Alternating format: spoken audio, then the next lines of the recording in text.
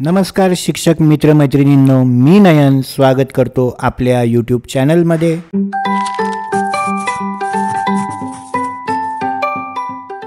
मित्रांनो, आज 31 तारखेला आपल्या शिक्षण विभागाकडून एक नवीन पत्रक जारी करण्यात आलं आहे। मुख्याध्यापक लॉग इन वरून माहिती अद्ययावत करायची आहे। सन 2025-26च्या प्राथमिक, माध्यमिक, उच्च माध्यमिक सगळ्या शाळांना संच मान्यता स्कूल पोर्टल व स्टुडंट पोर्टलवर मुख्याध्यापक लॉग इन करून माहिती अद्ययावत करायची आहे। तर आज आपण पाहणार आहोत संच मान्यता या पोर्टलवरून माहिती कशी अद्ययावत करायची आहे, त्याबद्दल एक व्यवस्थित मॅन्युअलसुद्धा आपल्याला देण्यात आलेलं आहे। चला सुरू करूयात आजच्या व्हिडिओला।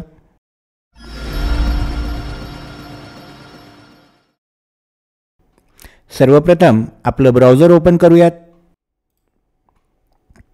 वर ॲड्रेस बारमध्ये आपली सरलची साईट अर्थात education.maharashtra.gov.in या वेबसाईटवर जायचं आहे।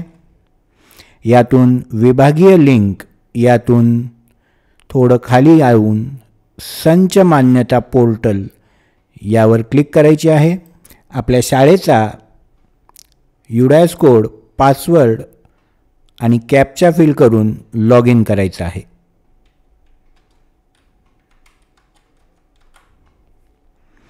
लॉग इन या बटनावर क्लिक करूयात। Log in successfully, okay. यामध्ये होम पेजवर आपल्याला स्कूल स्टेटस पेंडिंग दिसत आहे। बेसिक इन्फॉर्मेशनवरून स्कूल इन्फॉर्मेशनवर क्लिक करायची आहे आणि स्कूल इन्फॉर्मेशनमध्ये गेट स्कूल डाटा हे बटन आपल्याला पाहायला मिळते। यावर एक क्लिक करूयात। डाटा फेच्ड सक्सेसफुली आणि आपल्या शाळेचा संपूर्ण डाटा आपल्याला पाहायला मिळेल। आपली स्कूल बेसिक इन्फॉर्मेशन, त्यामध्ये आपला UDAS कोड, शाळेचं नाव, जिल्हा, तालुका असं सगळी माहिती आपल्याला बघायला मिळत आहे। ही माहिती एकदा चेक करून घ्यायची आहे, बरोबर आहे का। सर्व माहिती बरोबर असल्यानंतर वर्किंग पोस्टवर यायचं आहे। Working post, teaching, non teaching यावर एक क्लिक करायचं आहे आणि इथे आपल्याला गेट शालार्थ डाटा हे बटन पाहायला मिळतंय। यावर एक क्लिक करूयात। डाटा फेच सक्सेसफुली आणि आपल्या शालार्थवर जसे शिक्षक आहेत ती माहिती आपल्याला इथे पाहायला मिळेल। ओके करूयात। तर इथे केवळ 2 शिक्षकांची ही शाळा आहे, 100% अनुदानित। जर तुमच्याकडे हेडमास्टर, असिस्टंट हेडमास्टर जी काय पदं आहेत ती पदसंख्या इथे आपल्याला सगळी पाहून घ्यायची आहे। हे बरोबर असेल तर पुढे जायचं आहे। थोडं खाली स्क्रोल केल्यानंतर शिक्षकांचा टाईप, त्यांचं पोस्ट, त्यांचं नाव ही सर्व माहिती आपल्याला पाहायला मिळते। आणि मीडियम, आता ही केवळ मराठी मीडियम स्कूल असल्यामुळे इथे आपल्याला दुसरं ऑप्शन पाहायला मिळत नाही।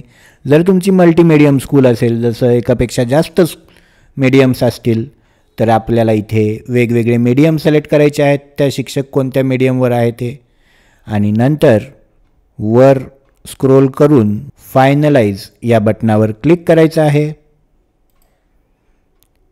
ओके। डाटा फायनलाइज्ड सक्सेसफुली, ओकेवर क्लिक करूयात।